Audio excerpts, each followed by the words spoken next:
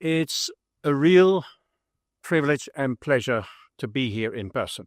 Now, I know you assume that I say that at the start of every keynote I deliver at every conference. Actually, I mean that. It is not that often anymore that I actually address a conference in person. Most of the time when I get a request, I try to find a few minutes to stand in front of a camera and say a few words and send it, because unfortunately my life is quite hectic. So actually being able to be here in person is a real treat for me. Why is it a treat for me? Because when I go to a conference, rather than send a video, I get something back. I am here to learn and listen. I know in order to be able to learn and listen, I need to speak first. But my real purpose is actually having the privilege and the pleasure of being with you and listening to you. Because I find that is one of the most important things a professor can do. Good professors don't just teach, they learn. They are passionate about learning. And that is something which I have practiced in my entire life. When I stop learning, I will stop working and I retire. So that's why I'm here. And I'm of course also here because of the topic, RISE. Sustainable economic growth is obviously the result of innovation. We know that. Anybody who studies business economics know that innovation is the motor of economic growth. And if you want that innovation to be responsible, we need a certain type of leaders and entrepreneurs. We as educators are responsible to supply to society a certain type of leaders and entrepreneurs. Now, business education, of course, is focused. This is bread and butter, is leadership and entrepreneurship. That's what we teach. That's not what I'm saying. I'm saying a certain type of leaders and entrepreneurs. Leadership and entrepreneurship, and I've said this many times before, don't be confused. It's not necessarily a positive thing. Leadership and entrepreneurship can be a very negative thing. And unfortunately, society is littered, history is littered with examples of bad leadership. Not because it's bad in skills, on the contrary, very often very good in skills, but actually driven by the wrong motives, driven by greed, driven by ego, driven by power. Those are examples of leadership which are negative. So some 15 years ago, when I was CEO and Rector Magnificus of a Dutch university called Nederrode Business University, I came up with a concept which I call less is more. Less with only one S, by the way. Leadership, entrepreneurship, and stewardship. I said it's a trinity. Stewardship means feeling responsibility towards other people, feeling responsibility towards the earth and nature, feeling responsibility to the next generations, even the generations who have not been born yet. That's what stewardship is about. If you combine leadership and entrepreneurship with stewardship, you get positive leadership and entrepreneurship. It's a trinity. It's not three words, it's not three things, it's actually one and the same. Leadership, entrepreneurship, stewardship. Less is more. Let me give you a concrete example of what that could mean.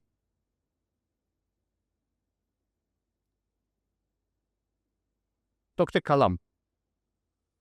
Dr. Kalam received an honorary doctorate, one of his 45 or so, I don't know how many honorary doctorate, but he received one of them from Nederrode Business University, the university I later became Rector Magnificus and CEO of. And he was asked a question about negotiations. And I thought the answer was really revealing. In negotiations, typically, we have winners and losers. Someone wins the negotiations or they lose the negotiations. not according to Dr. Kalam. He said, the purpose of negotiations is to create winners and winners.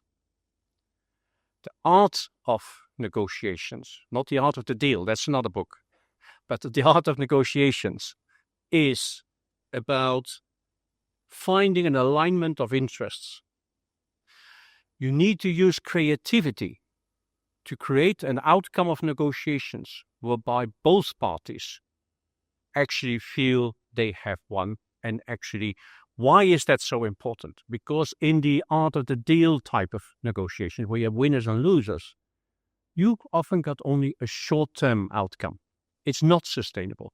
If, on the other hand, you manage to achieve alignment of interests, then you have a good chance that actually what you will achieve is something sustainable, something which will last. So I've always followed the words of Dr. Kalam when it comes to my thinking about economic growth. We have to be responsible and we have to seek how we can bring things together rather than see it as a conflict. The future, I'm actually a big believer in future design. Imagine the future and then work your way towards that goal you want to have as a person, but also as a society. The future obviously requires also a certain level of pragmatism. We cannot plan it.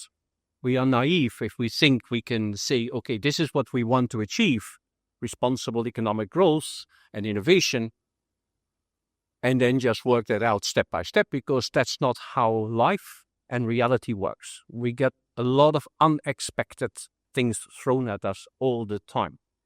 So we need to be very pragmatic, but pragmatism in the context of that leadership, entrepreneurship, stewardship. Use that as a compass. Use that as a guide in how you deal with the opportunities and the unexpected problems and so on. Always bear that in mind. It's interesting. What people really want is a high level of contentment and a low level of anxiety. How do I know this? When you look at the happiness surveys, you got countries, for instance, the Scandinavian countries, where happiness factor is very high. I always joke about that with my Scandinavian friends. I said, you guys pay so much taxes, so there must be a correlation between paying a lot of taxes and being very happy. Actually, it's true. Politicians, of course, argue for lower and lower taxes because they know they get votes like that. But actually, what happens is that because people pay very high taxes, actually the anxiety level goes down because they don't need to worry so much. Somehow when things go wrong, because life always throws unexpected things at you, don't worry. There is that safety net. And this is an interesting concept. Now, of course, it's true that when you have money on your bank account, your anxiety level goes down. However, it's also true, and this is the funny part of it, when you get lots of money on your bank account, your anxiety puff goes up again. Your contentment and your anxiety are not directly linked to the size of a bank account. And that's what is often forgotten. The mistake people make when they go into leadership positions or entrepreneurship positions, they think that actually you measure your success that way. You do not, because actually it starts working against you. So you need to find an economic growth which actually accommodates that. Yet, and this is the interesting paradox, we're talking about innovation. Innovation isn't the result of sitting back and being happy and avoiding taking risks. On the contrary, for innovation, entrepreneurship in general, but especially innovation, we have to take risks. So what is the message there? Why is it a paradox? Risks is not gambling. Risk-taking isn't gambling. Entrepreneurs who gamble are doing something basically wrong. Risk-taking is actually taking risk with a certain safety net, very calculated risks, in a context also about diversification of risks, etc. So risk isn't just, let's take risk, let's go out there and try it. Risk is also about doing that in the context of knowing that you have basically carefully thought things through. In the context, again, with that compass of leadership, entrepreneurship, stewardship. An example of that, again, I want to be concrete. We talk about entrepreneurship.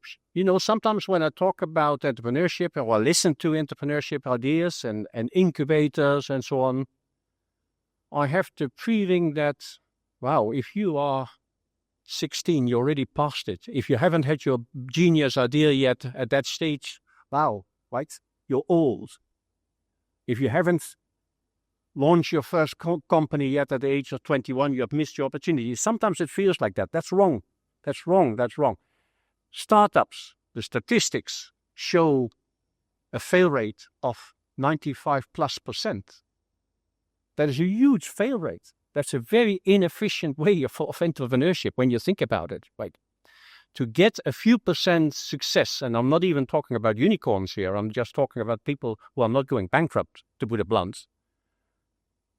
That's a very inefficient system of entrepreneurship. There's other forms of entrepreneurship, though. I have called that in one of my articles extrapreneurship. People who are a little bit older, or maybe even mid-career.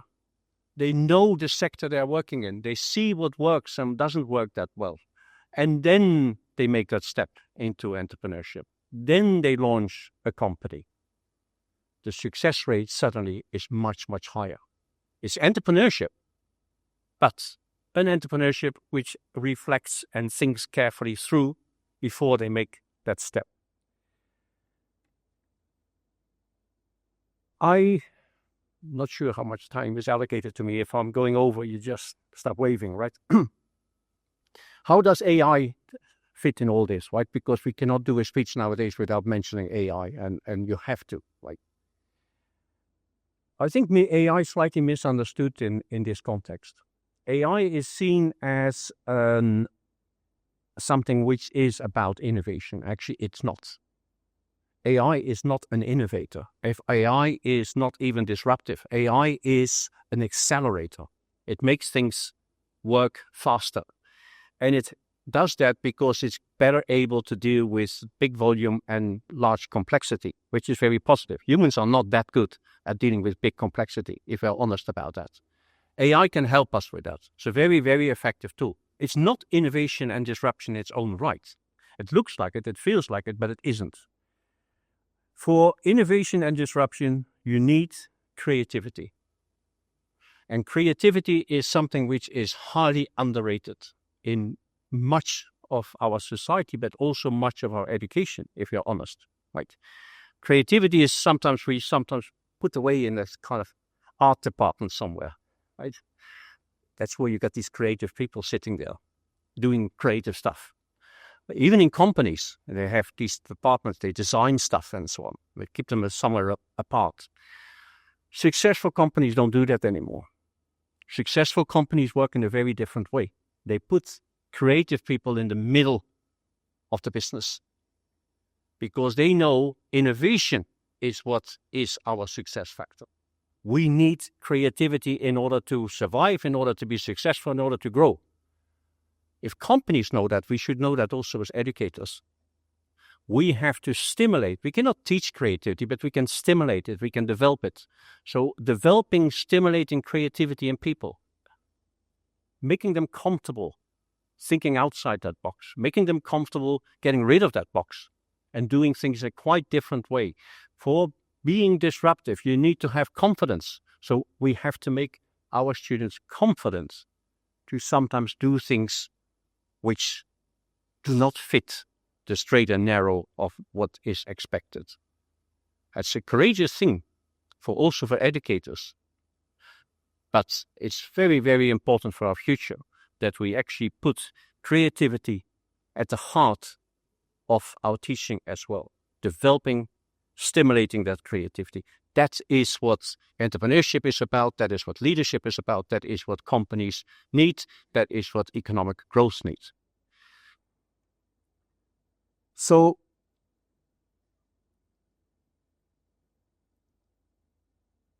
let me see how that works in the context of leadership, entrepreneurship, stewardship. Again, with an example.